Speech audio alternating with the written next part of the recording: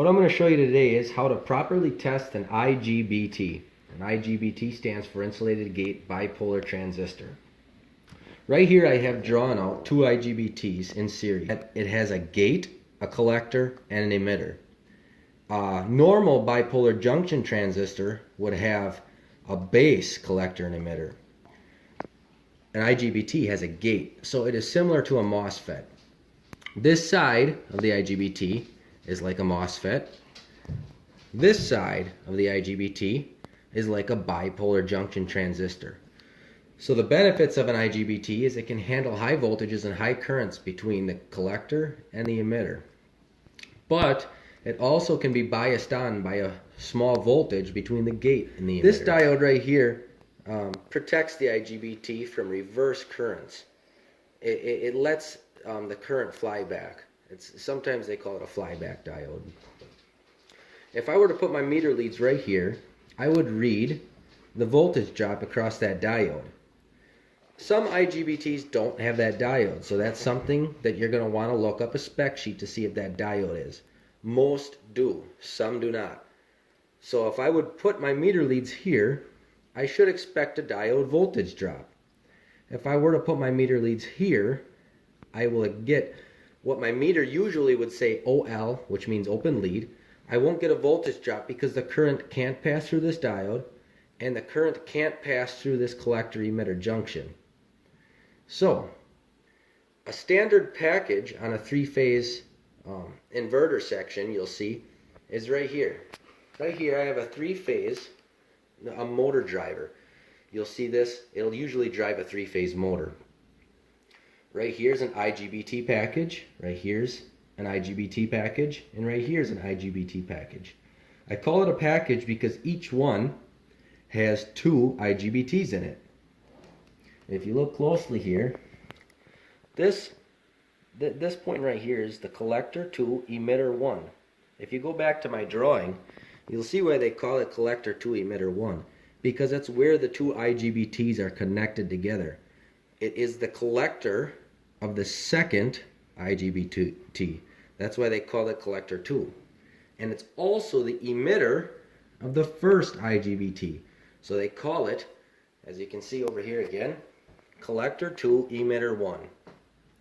Then we have here emitter 2, and we also have collector 1 right here. These little pins right here don't carry much current, so you can see that one's called gate 1 and emitter 1. Over here we can see gate 2 and emitter 2. So what happens, the reason them are small leads is because they are from the control board. The control board will send a voltage between gate 2 and emitter 2, and it'll turn on the current, or it'll allow current to flow from collector 2 to emitter 2. I can show you here an example of the perfect test for an IGBT. I'll turn my meter over here on the diode section. So to start testing this thing, there's one crucial part that nobody will ever tell you. Between this gate and this emitter, you want to take a lead or a piece of metal and you want to jumper them two together, because you don't want a charge built up on a gate. Something about an IGBT, it works just like a MOSFET. If you have a charge built up on the gate, it will conduct. So the gate of a MOSFET and the gate of an IGBT both look like a capacitor, sort of. If you were not to short these out, there might be a charge on the gate, and there would be a potential that you'll be able to get a current flow through the IGBT when you shouldn't. So on these gate to emitters, I want to short them out. Firstly, I want to make sure they're shorted out before I begin any testing. Remember, on a meter, when you're on a diode test, there's a voltage applied to your red node, and the black node, or the black lead, is where the voltage is going to run to. So out of this, I'm going to get a charge to flow out of this lead into this lead. And it measures the voltage drop to break the bias, or the bias voltage drop. So the first thing we want to check here is we want to apply this voltage to the ground. So we want to make sure that nothing, watch, you can see open lead, which is what we want to see. Got to make sure nothing on this IGBT is touching the ground. Secondly, I'm going to short these out again just to make sure that no charge built up on the gate. MOSFETs are very touchy if there's a charge on the gate. Secondly, I want to take from my gate to my emitter. I'll check gate to emitter, open lead. Most people there would think gate, emitter, well, that should be dropping like 3, 4, 5 volts, maybe 6 volts, whatever the gate to emitter turn on voltage is. But the thing is, you have to remember these fluke meters, my particular meter and most meters only test diodes up to 3.1 volts. Some will go up to 5, some will go up to 9, but most are in that 3 volt range. And if the gate to emitter turn on voltage is higher than 3 volts, it'll show open lead. So after checking that, I want to ground that, I want to short that back out. Same thing over here. Gate to emitter, open lead. Good. Exactly what I want to see. Short that back out after checking it. Alright, so now it comes to checking the high current parts. We want to check from collector 1 to emitter 1. There should be no current flow there. Exactly what it says on the meter. Open lead. Now we want to check from collector 2 to emitter 2. Open lead. Perfect. Now we want to check from collector 1 to emitter 2. We're going through both IGBTs at this point. Open lead. Exactly what you want to see. Now if I were to reverse my leads and I were to go from emitter 1 to collector 1, I'm going to see the voltage drop across the diode. That's this diode right here on my drawing. So I went just like this. I'm pretty much metering there. So you're going to see a voltage drop. If that's short circuited, that's not right. You should see the voltage drop across that diode. If I were to check this one right here, emitter 2 to collector 2. Emitter 2 to collector 2. Voltage drop of about 0.4. That's right where it needs to be. The voltage drop normally on these things is between 0.3 and 0.7. If I were to go and check the other one, which I'm not sure if I did yet, emitter 1 to collector 1. You see that voltage drop also. Now if I check both of them, I can see double the voltage drop because I'm going right here from emitter 2 to collector 1. So I have the voltage drop here and the voltage drop there. So it's double the voltage drop. Things you want to check to make sure. Want to make sure you don't have any connections from gate to virtually anything. You shouldn't have anything from the gates to anything. Perfect. That is a good IGBT right there. One thing that's going to screw people up, I want to reiterate this.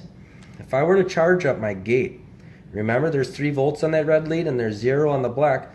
So I'm charging up my gate right now, and that is actually gate 1. That, because it's like a capacitor on the input of the MOSFET, I just charged up my gate, and now my gate 1 to emitter 1 has a charge on it, so my collector 1 to emitter 1 will allow current to flow. Let's see if I can prove that. See that right there? Collector 1 to emitter 1's allowing a 0.45 voltage drop.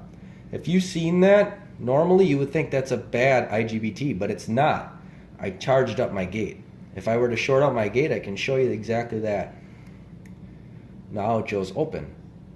So that's a way you can get confused by testing these. You want to make sure your gate to emitter is short, and then you do your diode checks. You can also do ohm checks, and you'll see relatively similar responses. But for MOSFETs and for IGBTs, it is much easier if you have a diode test on your meter.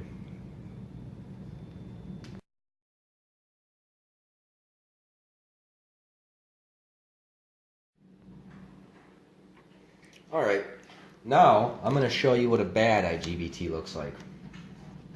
Let's do our normal test, as if I didn't know this was bad. I'm going to put my lead on the ground. I'm going to check all my points. Looking for anything to be shorted to ground. Nothing shorted to ground. Remember, I'm gonna short out for a second my gate 2 emitters. Now I'm gonna put my lead on the collector 1 to emitter 1. Open lead, the meter shows. So that's right. Now collector 2 to emitter 2. Open lead. That looks good. Now I'm gonna do it collector 1 to emitter 2 to go through both IGBTs. Open lead. I don't know if you can see the meter at that height, but yeah, open lead. There. Now I'm going to take and reverse them just to make sure that that diode's in there and that's not short-circuited in a backwards direction. So to do that, I would go from emitter 1 to collector 1. And I see 0.39, so I can see that diode's there like it should be. And I'm going to check the other direction, 0.39. And I'm going to check through both of them, 0.78. So that all looks good. So far the power section of this IGBT checked out. Nothing's grounded. I'm going to jumper gate to emitter before I check any connections. Remember, nothing should be connected to the gate. So I'll check everything here. Open, open, open.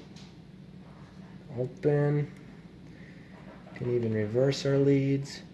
Open, open, open, open.